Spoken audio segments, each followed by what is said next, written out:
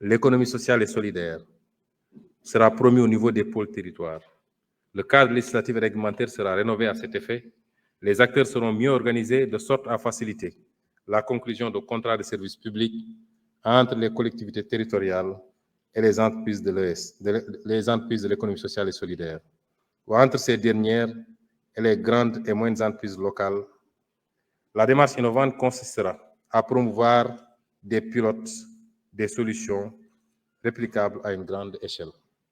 Monsieur le Président de l'Assemblée nationale, Mesdames et Messieurs les honorables députés, sans sécurité, pas de paix. Nous œuvrerons à la sécurité et à l'intégrité territoriale pour la prospérité du pays et de ses concitoyens, dans un environnement sous-régional apaisé. L'objectif stratégique est de sanctuariser le territoire national et de renforcer la protection des personnes et des biens dans le respect des valeurs républicaines et des engagements au titre de la préservation de la paix internationale. En mer, la découverte de ressources naturelles commande aux forces de défense et de sécurité d'adopter une posture d'anticipation et de veille.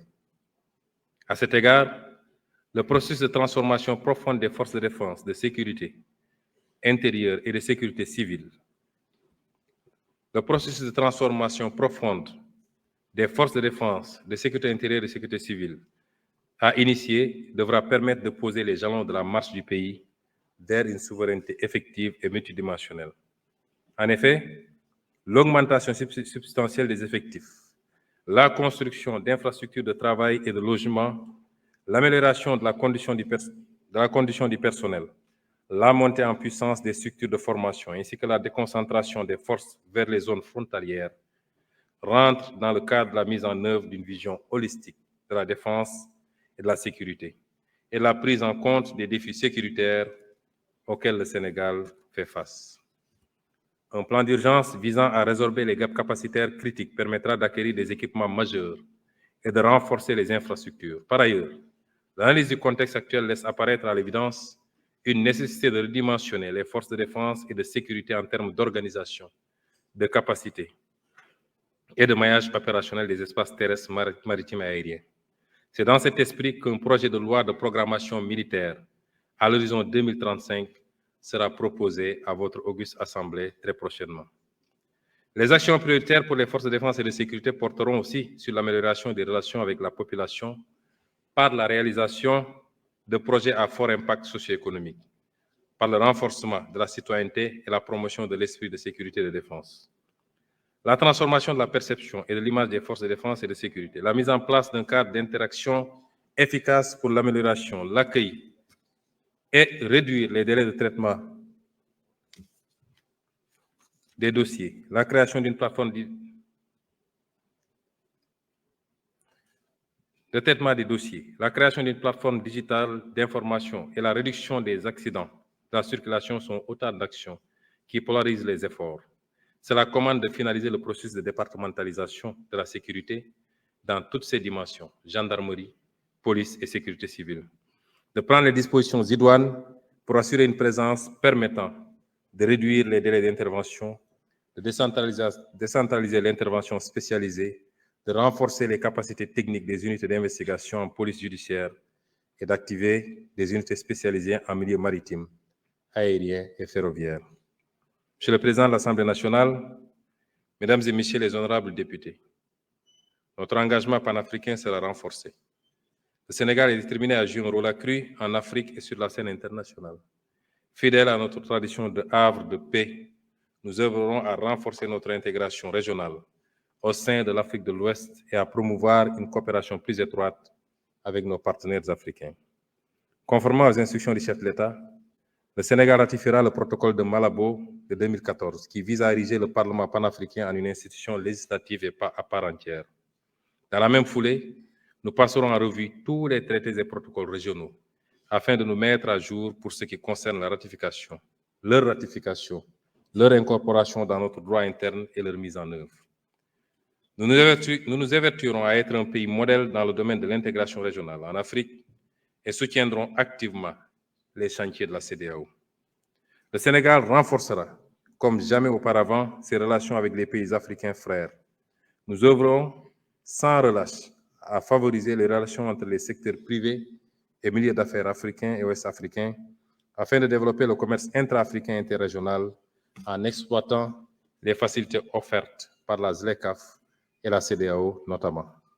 Nous ne ménagerons aucun effort pour une meilleure interconnectivité des infrastructures routières, ferroviaires, maritimes et aériennes, notamment dans le cadre des programmes communautaires de développement et du plan de développement des infrastructures en Afrique. Parallèlement, notre pays apportera toute sa contribution à la réussite du grand projet de gazoduc africain atlantique qui impacte la quasi-totalité des pays africains de l'Ouest.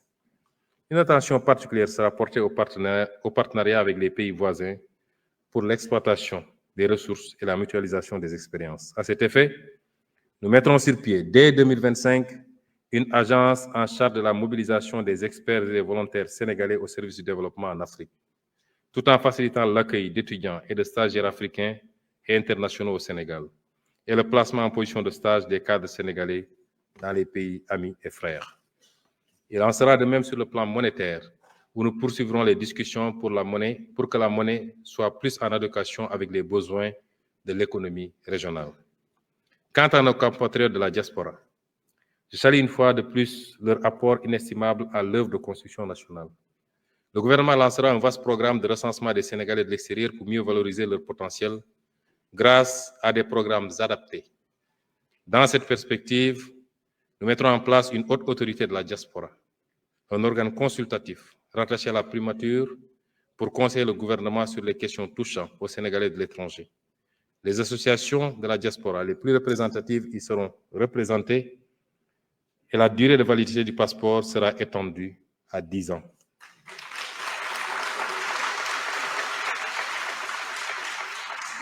Le gouvernement nommera des magistrats de liaison dans certains postes au-delà de l'entrée judiciaire. Le magistrat de liaison prodiguera des conseils juridiques aux compatriotes tout en les aidant dans les procédures judiciaires. En outre, nous entendons créer les conditions de mise en place d'une banque de la diaspora.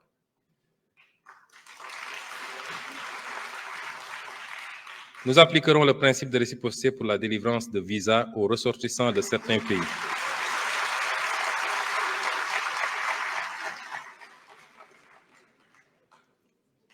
Nous appliquerons le principe de réciprocité pour la délivrance de visas aux ressortissants de certains pays qui l'exigent à nos ressortissants.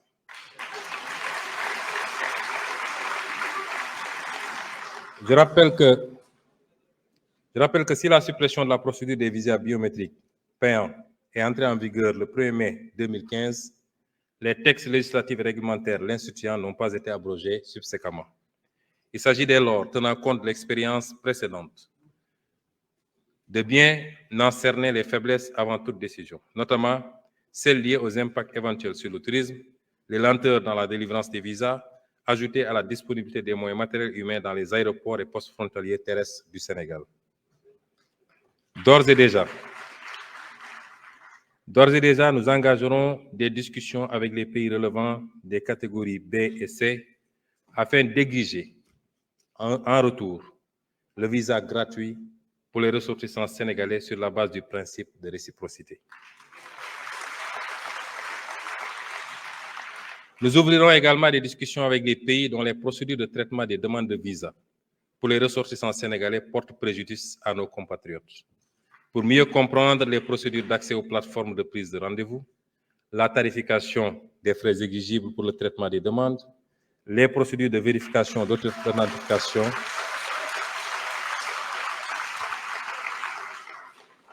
la tarification des frais exigibles pour le traitement des demandes, les procédures de vérification d'authenticité et de transmission des documents d'état civil. Enfin, le gouvernement apportera une solution idoine à l'immigration clandestine.